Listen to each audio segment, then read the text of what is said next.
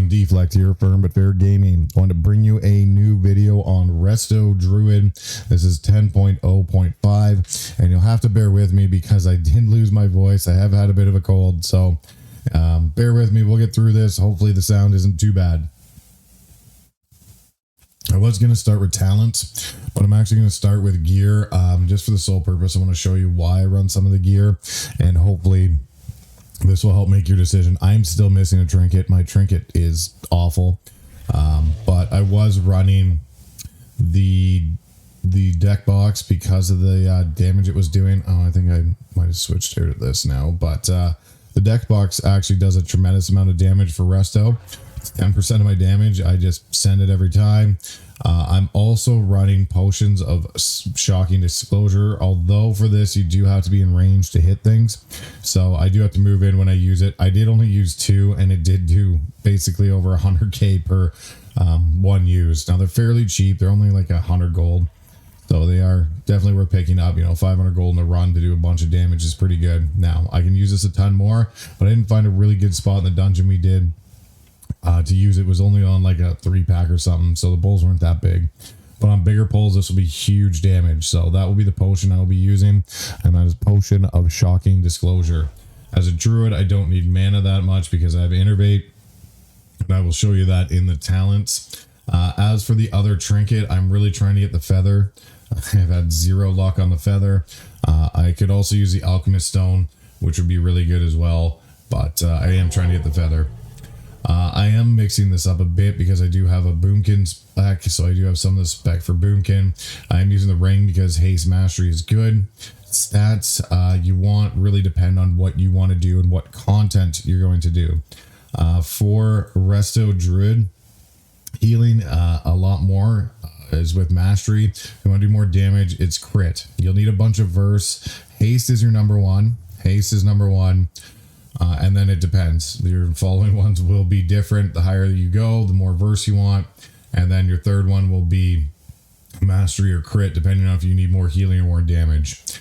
I chose not to cat weave this one. I'm going to owl weave for the most part. So mine is all set up to owl weave. And I am running a lariat. As always, I'm running the Titanic Insight. I haven't made a weapon yet. I'm going to make that next, and then I'm going to replace one of these pieces of gear. But because I haven't got drops in the vault, I had to go with my 4-piece with some unlucky ones. I do have more gear sitting waiting to go once I can convert it. So basically I am going to get my haste up a little more and then balance out crit and mastery afterwards, and hopefully get some more verse gear on some of that.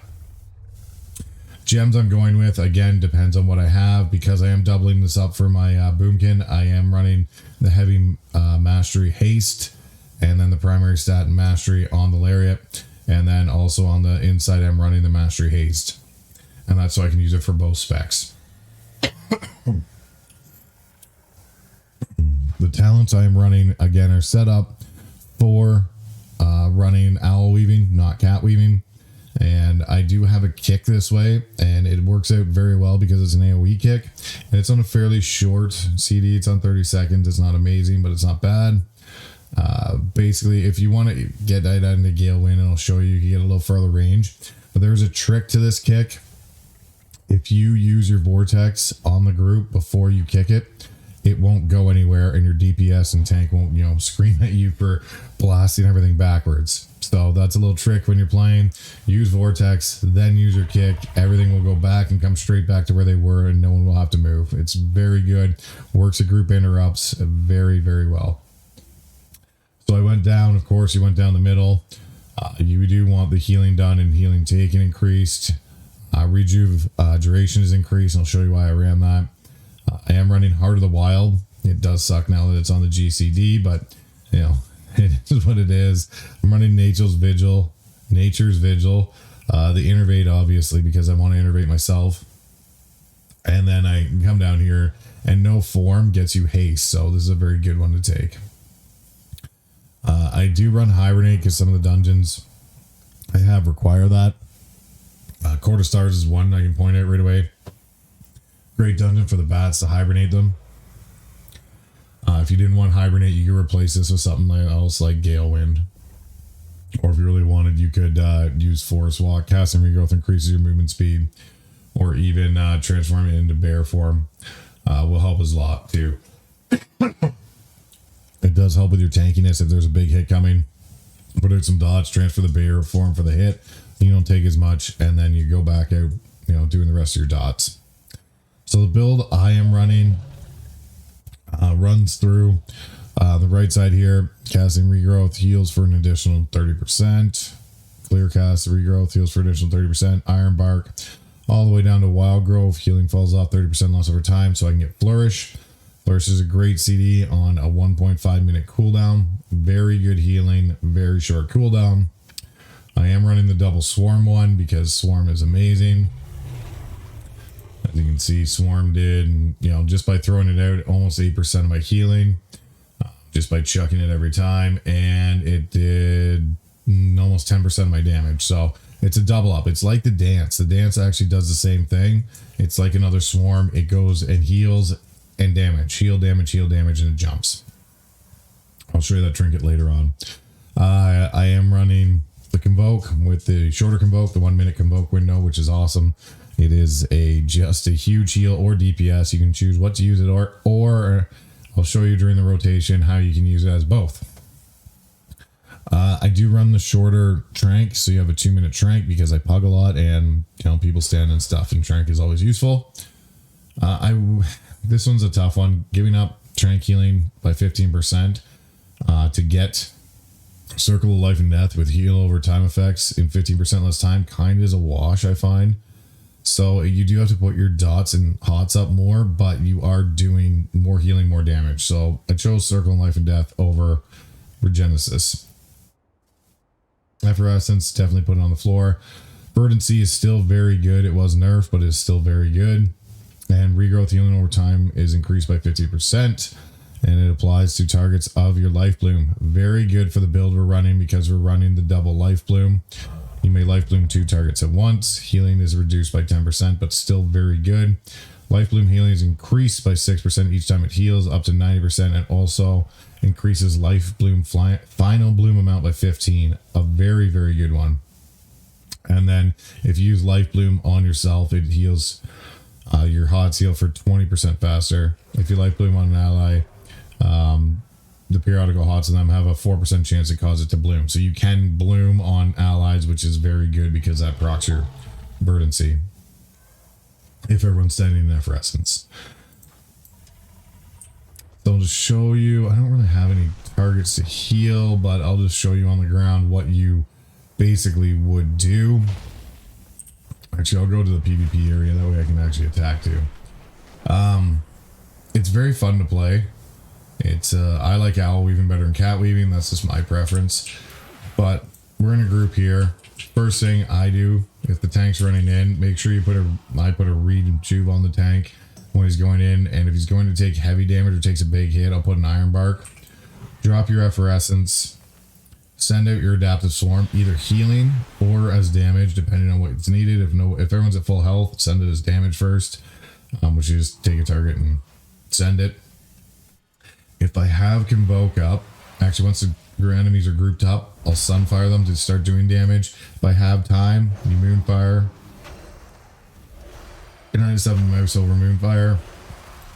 Have all the dots running. You can see how quick they tick now.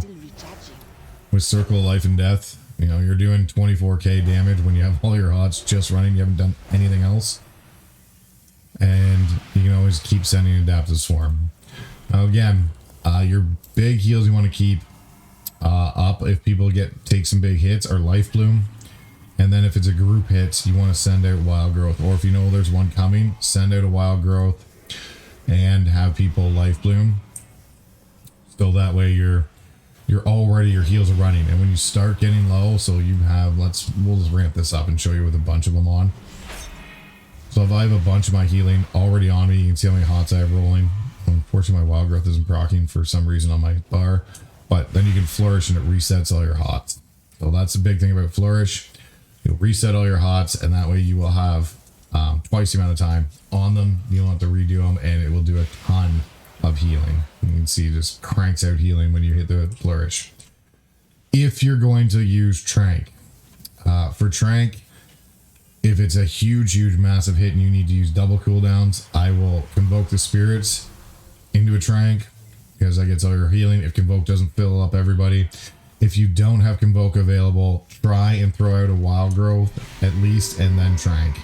It will do so much more healing if you can throw out the wild growth first. It works that much better. So try that when you're doing it. It makes life a lot easier if you can throw that out, because that way you will you'll do twice the healing, I think, with Trank if you have a wild growth going, and that way you'll top up everybody real fast as well. Now for your other ones, like I said, when you're doing damage and you want to interrupt, throw down your vortex, then hit your typhoon and it won't blast them back.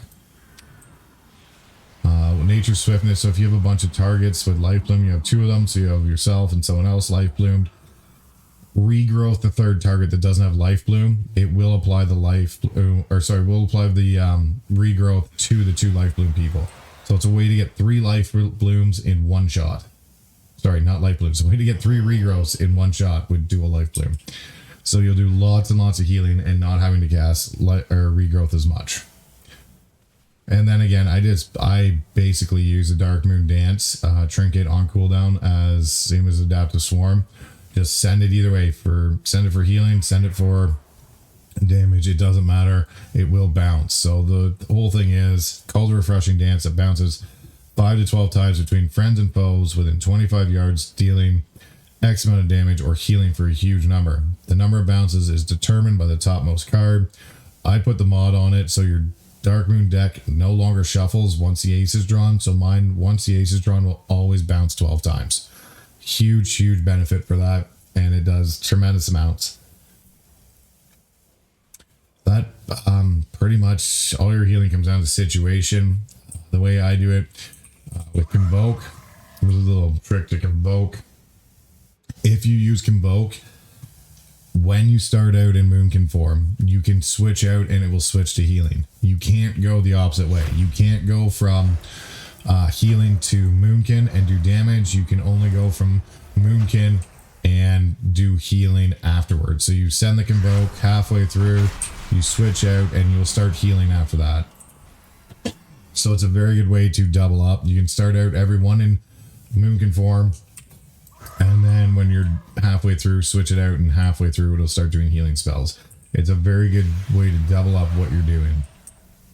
Other than that, when you can, pop into Moonkin form, send out Sunfires, Moonfires, and then do what the healing you needed is. So try and keep Effervescence on the group on the ground, and try and life bloom people when they get low. If a whole group goes low at the same time, say everyone went equal and they all went to 20%. What I personally would do is, hopefully I have HOTS running. If I didn't, if I something I wasn't paying attention, put out a wild growth as fast as you can, and then life bloom yourself, and then your basically squishiest other group member, probably a hunter, probably a shaman, something like that. Also Ironbark the tank if you can at the time, and that way you'll be doing twice the amount of healing, and that way you'll try and heal up everyone quicker. And then while you're doing that, regrowth the third party member. Hopefully you'll have a nature swiftness, so you'll have yourself a low DPS with life bloom, pick the other DPS with a nature swift with regrowth. That'll get all 3 of you. You've Ironbark the tank, and everyone should come back up very quickly. And hopefully they're all standing in Effervescence. If you have a choice and say, I don't know, 3 or 4 of them are standing in here, but a hunter is not, don't life bloom the hunter out here because it won't proc the verdancy. Life bloom someone in there and then regrowth the hunter. Just little things to keep in mind if you can. That basically sums up the way I play Resto. If you have any questions, leave a comment below. Don't forget to hit that like button, share, subscribe for more future content. If you want to help the channel out, go to the Patreon, follow us on Twitch. And this was Deflect, Firm but Fair Gaming. We'll see you in the next video. Sorry again for the voice, but it was a cold. It got me, and this is as loud as I can talk at the current time.